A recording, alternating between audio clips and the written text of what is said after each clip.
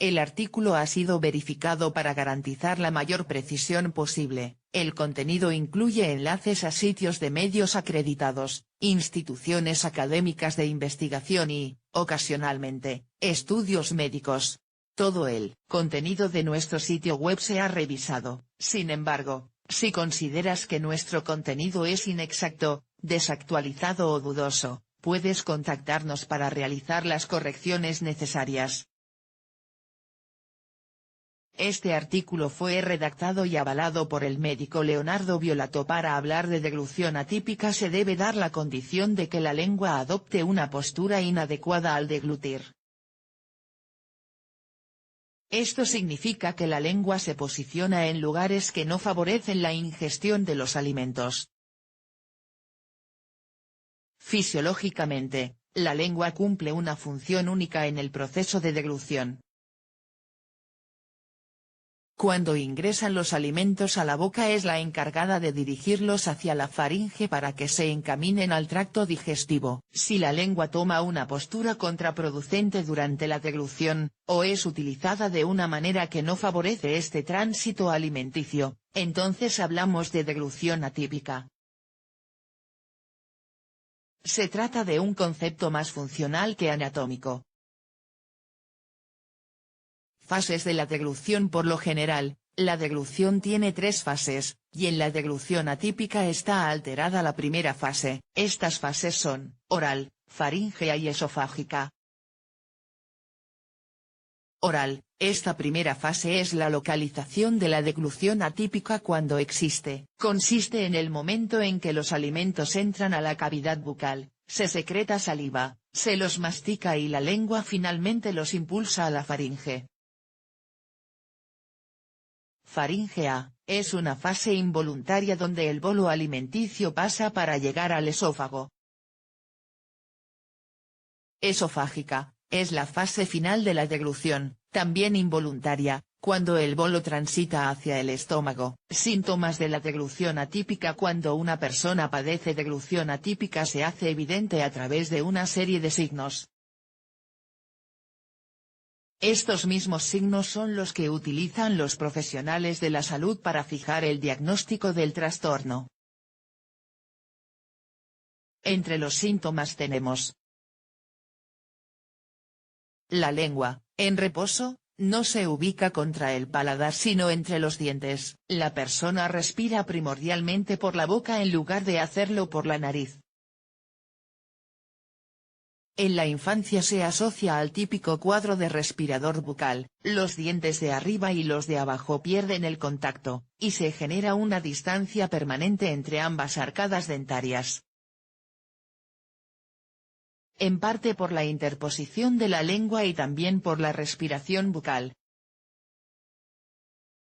La deglución es ruidosa, ya que requiere mayor esfuerzo. Los alimentos no son procesados correctamente en la primera fase de la deglución.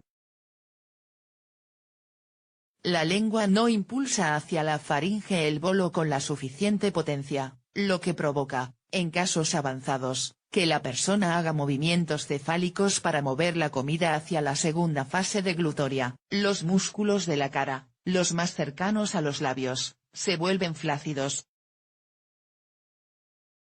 El término adecuado es el de hipotonía muscular. Causas de deglución atípica. La deglución atípica se diagnostica más en niños que en adultos. En parte porque las causas tienen que ver con el desarrollo, y con la estructura anatómica congénita al nacer, y crecer durante los primeros años de vida. Las causas más frecuentes de deglución atípica son: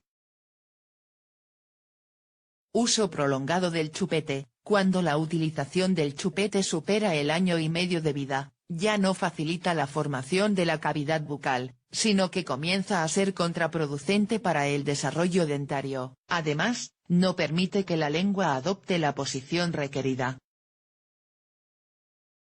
Succión de mamadera o de los dedos, con el mismo criterio que el chupete, cuando la mamadera se utiliza por más tiempo que el indicado, o el niño es succionador digital, se chupa algún dedo, la lengua no aprende su función. Hipertrofia de adenoides. El sistema de las amígdalas y adenoides puede encontrarse aumentado de tamaño en algunos niños. Bajo esas condiciones, el aire ingresa con dificultad y la deglución también es dificultosa. Es una causa que encuentra su solución en el tratamiento de la hipertrofia con medicamentos o con cirugía. Frenillo lingual corto, como alteración de nacimiento, puede suceder que el niño nazca con el frenillo de la lengua más corto que lo debido. Eso limitará los movimientos de la lengua generando deglución atípica.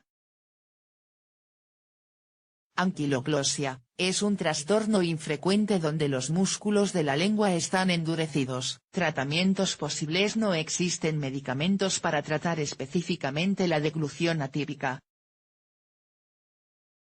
El tratamiento de rigor consiste en una reeducación de la lengua, y en la solución mecánica de la causa que puede estar detrás del trastorno. Por supuesto, si hay un frenillo lingual corto o una hipertrofia de adenoides, entonces se procederá a la cirugía.